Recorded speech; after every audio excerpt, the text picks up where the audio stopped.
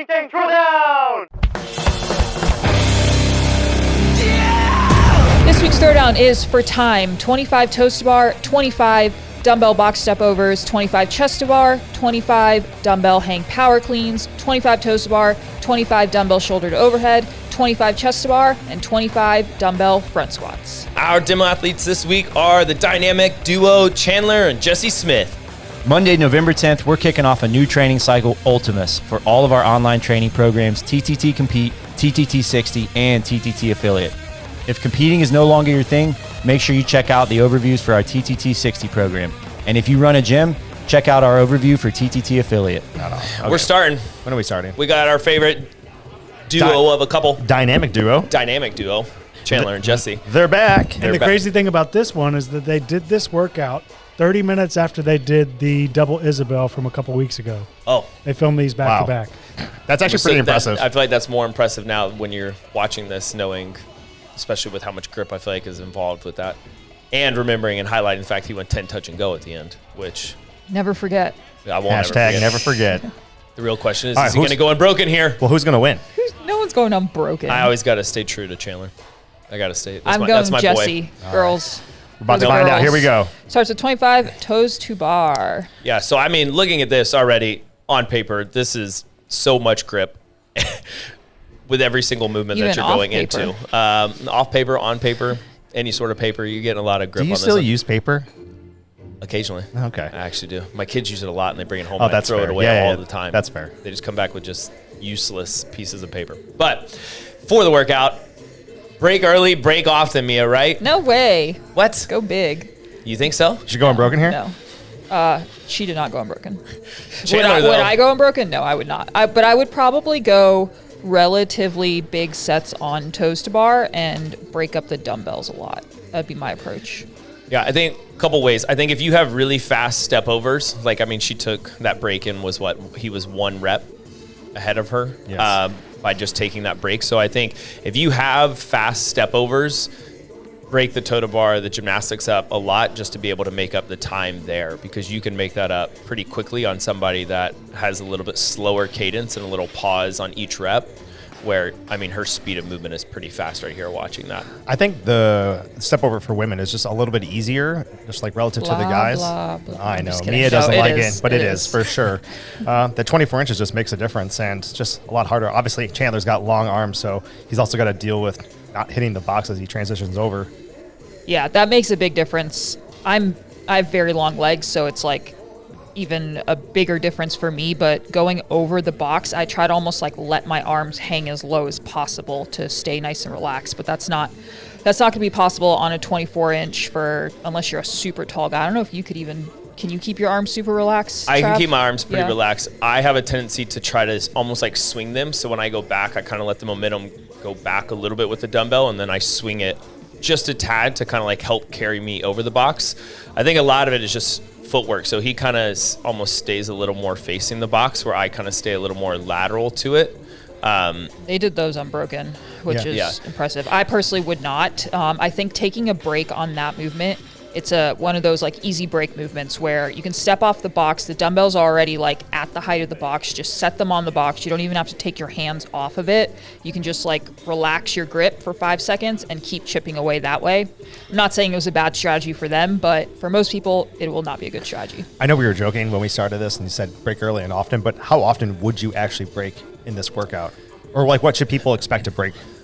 I mean, to me, looking at this, I think almost like 1 to 2 breaks per set, I think is reasonable for a set of 25, whether that's 10-10-5, 13-12, coming up with a good strategy that way. I think for Chandler and them to kind of do that, where I think like the breaks even here getting a little longer, where if you just broke the set of the dumbbell up a little bit more, I think would be able to force the speed of movement a little faster. But I think for other people, maybe 4 sets.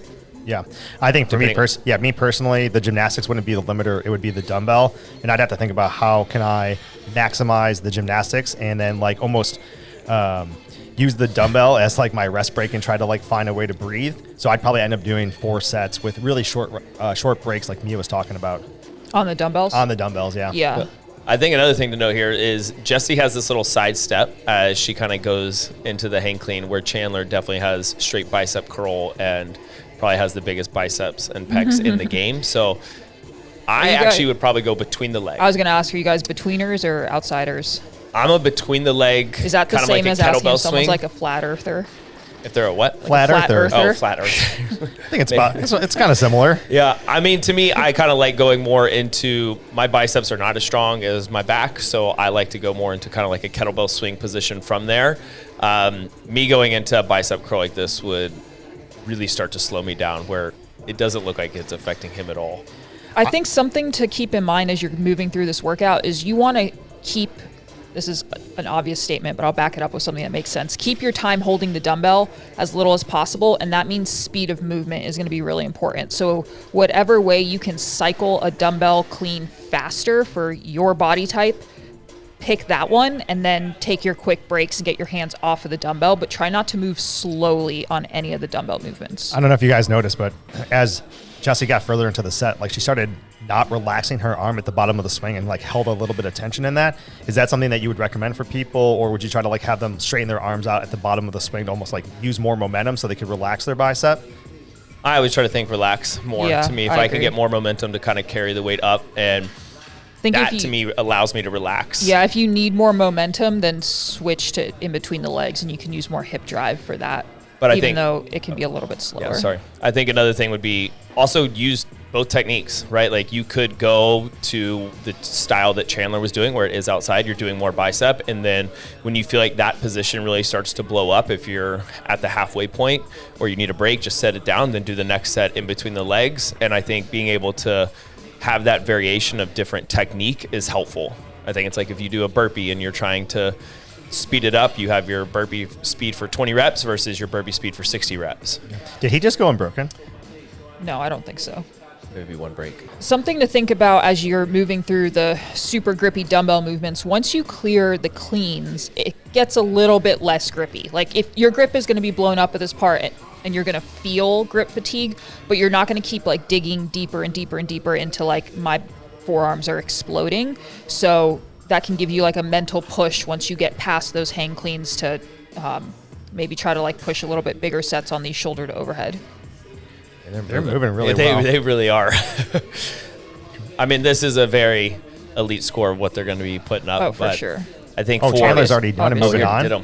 Wow. Wow, that's impressive. I thought he was taking. I honestly thought he was he had taking. a break. I thought he was taking a break. I mean, I think anything shoulder to overhead too is just going to be pretty easy and comfortable for him. Yeah, Yeah. Did she go unbroken too? Yes. I think she did. They both Nice. went Good for unbroken. them. Super Okay. impressive. I also feel like that's one of the movements, though. If you are going to go unbroken, That's the one. That's going to be Yeah, the one I that agree. you're just more comfortable with. And while it's up, I think sometimes having to clean it back up, get it back into the front rack, and go into it is almost just more time than just being able to hang on to it and do that set of 25. But that was a pretty long break Yep. that she took into her first set here, which, I mean, you have to go back and do the math to see, like, does it end up being worth it or not? But if she took a break that was, like, say, 8 to 10 seconds, and then she made that transition faster, and then, I don't know if she's going to go unbroken here, but if this rest break could be a little faster, is that going to be better than pushing an unbroken set?